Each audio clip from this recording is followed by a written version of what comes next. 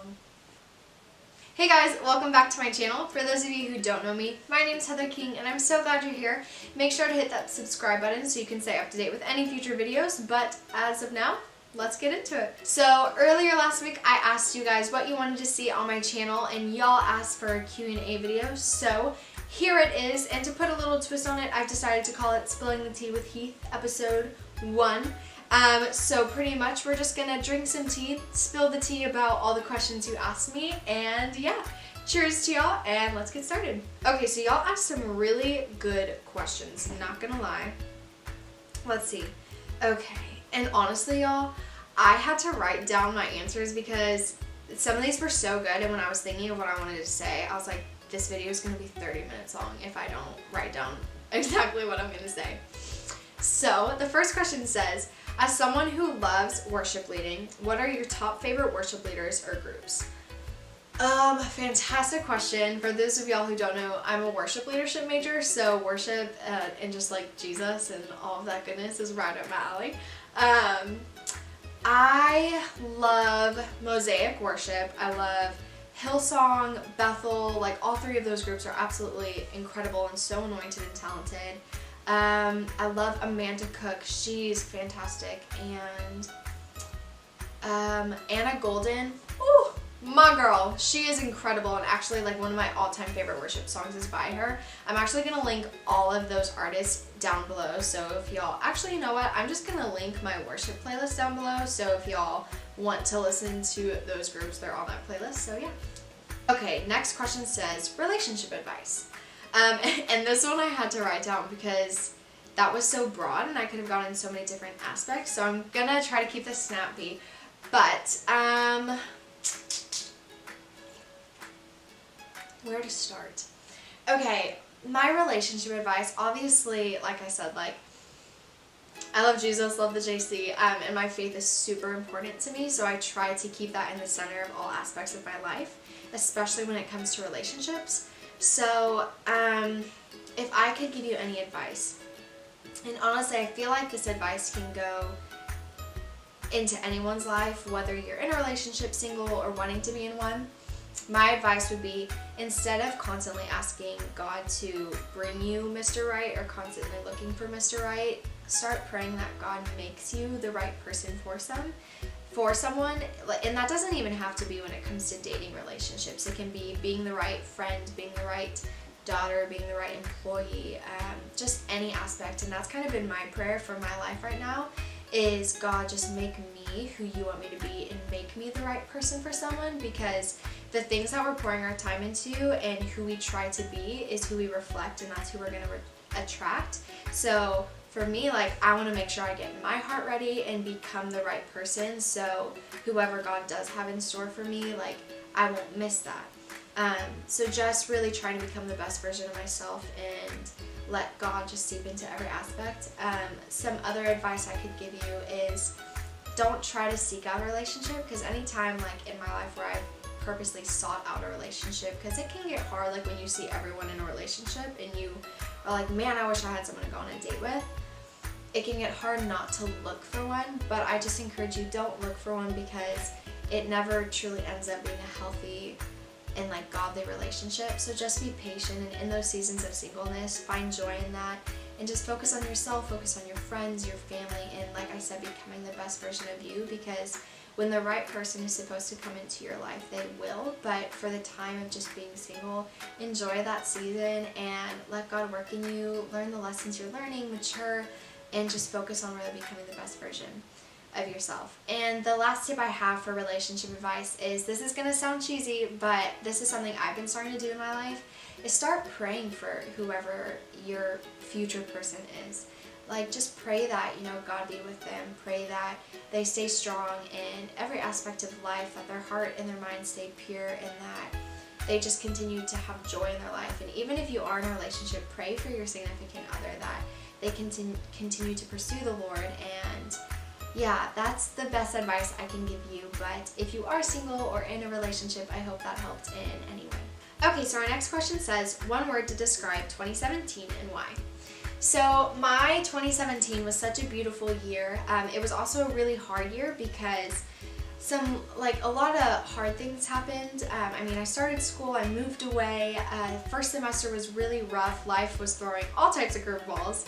And I also lost my grandmother in 2017. So there were definitely some really big bumps in 2017. But through all of that, I learned so much.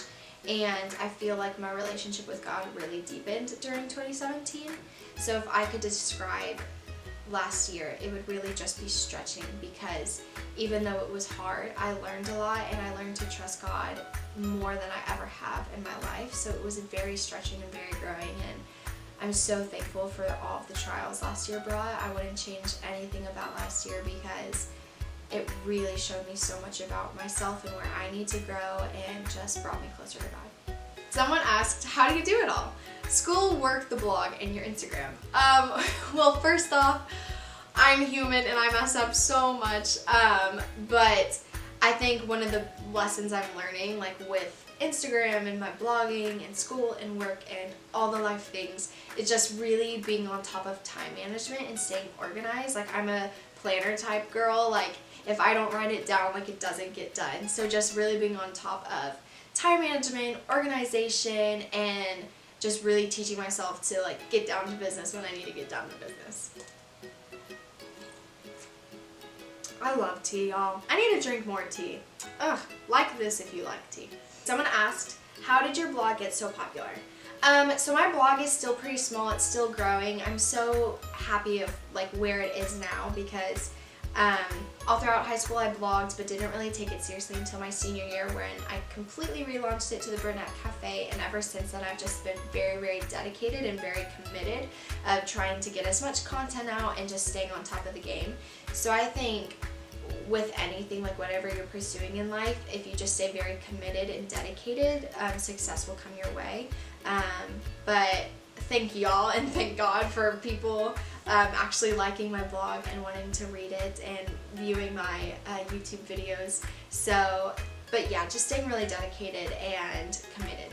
Okay, the next question says, what is the best advice you would give to high schoolers? And I'm actually going to combine this with another question, because someone asked top tips for being a Christian in high school, and my answer kind of goes with both. My best advice, if you're a Christian and for any high schooler, is just be true to yourself. I know in high school it can be so hard to not get caught up in everything, because a lot happens in high school. Like, friends start partying and you get pressured in so many areas with alcohol or messing around with people. And for me, because my faith means so much to me, I was like, well, I mean, I'm not gonna judge whoever decides to do that, but that's just something I don't want to be a part of. And I lost a lot of friends because of that, and that can be really hard, but at the same time I just encourage you to stay true to who you are, because the right people and the friends who do love you no matter what and aren't going to push you aside because you don't always agree, those are the people that are going to stay in your life and that you're going to meet. And even though I did lose some friends, I gained some amazing friends who are still, like, so close to me to this day. So I just really encourage you to be true to who you are, because one, like, that's so rare to come by nowadays, because we do live in a world that's, like, constantly telling us who to be and what to do.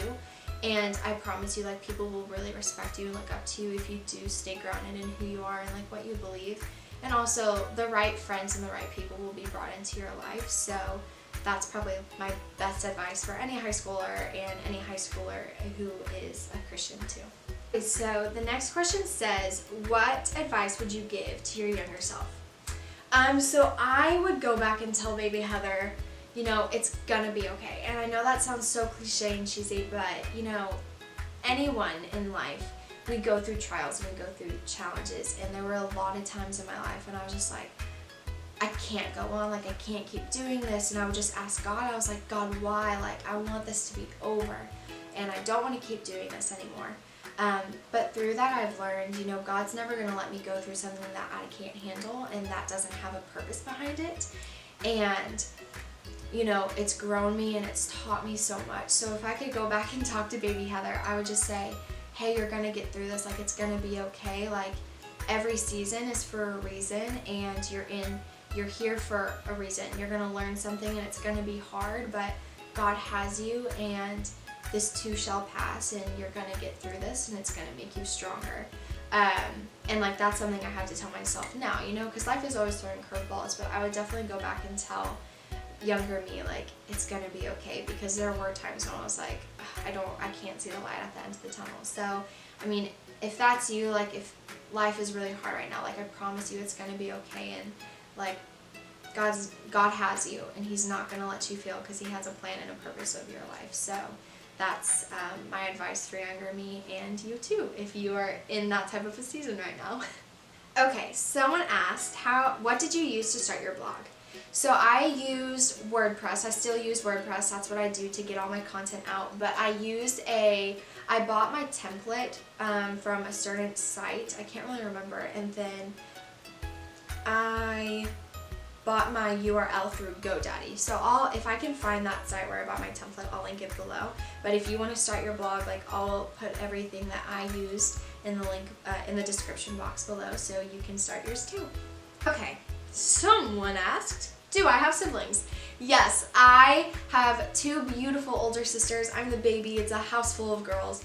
But one is married and has a beautiful family, and I love being an aunt. It's so much fun. And then my middle sister is getting married! I'm literally so excited, y'all. But I love them, and they're seriously like my best friends. So, sisters, love y'all, especially if y'all are watching. Someone asked, how did you know God's calling for your life? So this is a really good question. For me, I feel like this past semester of college, I really kind of had a grasp on where I felt like God was calling me. I was in my room just having quiet time when I really felt him calling me to worship leadership and ministry. So I feel like, obviously, just like spending time in his word and praying and taking the time to just sit and be quiet and be still in his presence and let him speak to me. But also I feel like, you know, in life, there's certain seasons where we're supposed to be somewhere, or there's certain seasons where we're supposed to do something. So I feel like throughout life, you know, God will lead you somewhere because you need to be there in that moment, and then other times he'll lead you somewhere else. So I feel like I'm never done learning God's call on my life and where he's leading me, because life is constantly changing. But in the grand scheme of things, I really feel like God has called me to ministry and worship, because that's something that's so near and dear to my heart and something I'm so passionate about. And I'm really excited to just continue learning where he leads me and what he's teaching me. But I think in your walk with God, like, you're constantly learning. So that's my answer to that one. Okay, how do you make time for Jesus with such a busy life? So I really try to make time every morning, or if I am super busy in the morning and don't have time before I go to bed at night, to just read my Bible and read a devotional while I listen to worship music. But also, making time for God in your life doesn't have to be like this big ordeal thing. It can be as easy as driving to work and listening to worship music and just worshiping, or praying to God, or just talking to God, like in the middle of classes, and telling him about your day, your worries, your fears, your stresses, because, you know, he wants to have a relationship with you. So just those small things throughout my day, I try to talk to him. I try to pray as much as I can.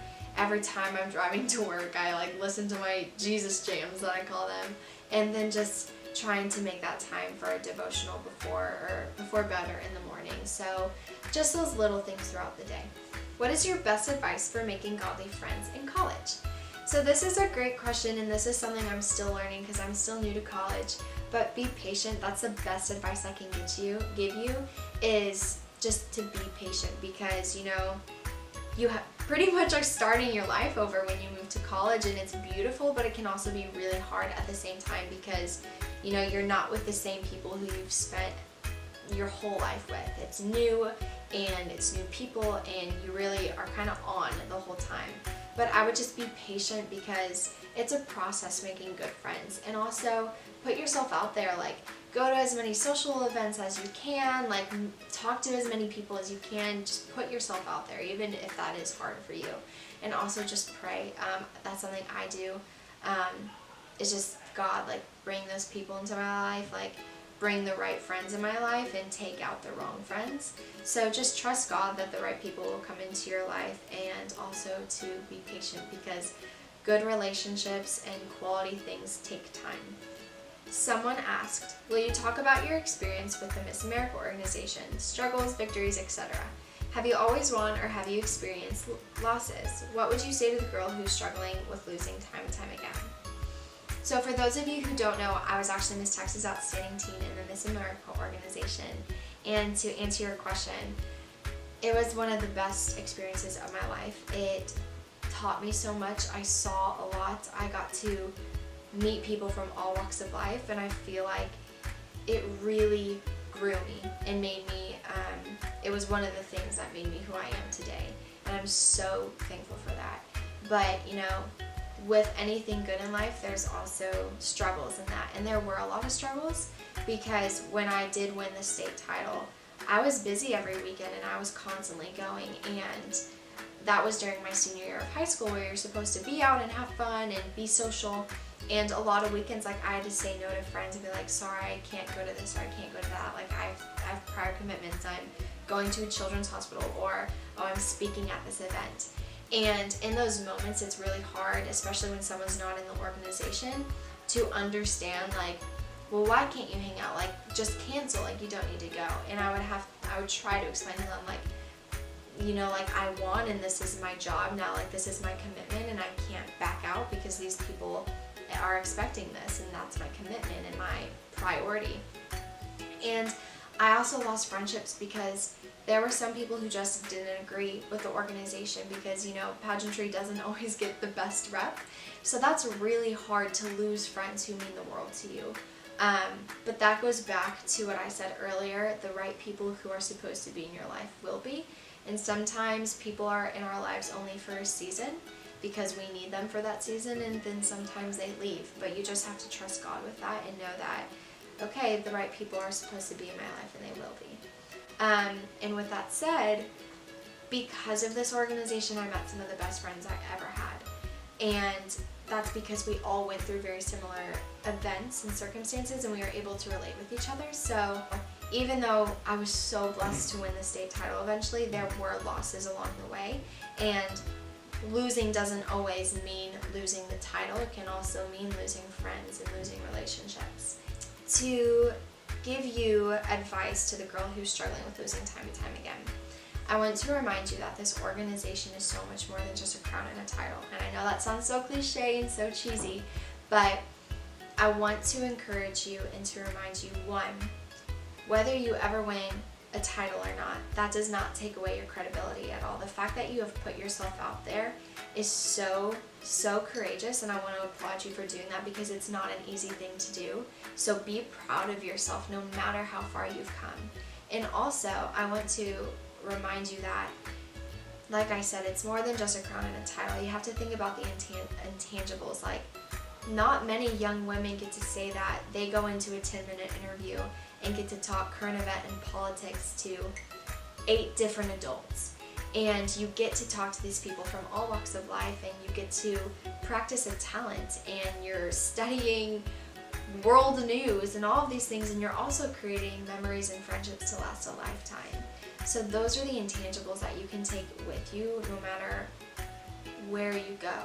You know, like, you don't have to win a crown to get those intangibles through this organization. And also, I want to encourage you that no matter what happens, you're going to learn a lot, and it's going to stretch you in a new way. So take away from that.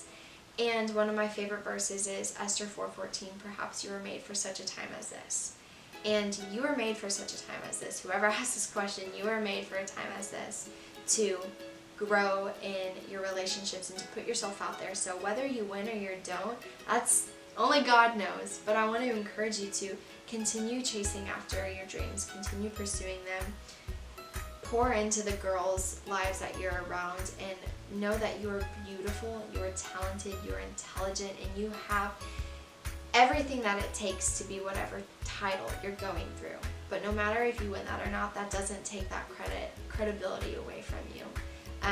So I applaud you, and I'm proud of you, and I love you, and I hope what I said makes sense. Okay, so our last question for the day is, Who was your bestest friend in the whole wide world, 6th through 8th grade? So my bestest friend 6th through 8th grade was Miranda Horn. I love you if you're watching this, y'all. She is talented and intelligent and amazing and hilarious and truly the definition of beautiful inside and out. And I love you so much. You will forever be my M&M. That was our that was her nickname that I had for her in middle school, and I was Skittles. Don't even know how we came up with those nicknames, but we came up with them. I'm actually gonna link her Instagram below because y'all need to be following her. She's amazing. Miranda, you truly are amazing, and I love you. So yeah. Okay guys, so that is all of the spilling of the teas for this video. I hope you guys enjoyed it. Thank you so much for everyone who sent in questions. I truly was not expecting to get that many questions, so that means the world to me. Thank you. I hope that these questions and my answers and some of my advice makes sense and helps at least one of you who watched this video, so thank you so much for watching. If you liked this and want to see more videos like this in the future and more spillings of the tea, make sure to give this a thumbs up and to subscribe to keep up to date with any videos I post in the future. But for now, I will be seeing y'all, and yeah, have a good night guys. Bye!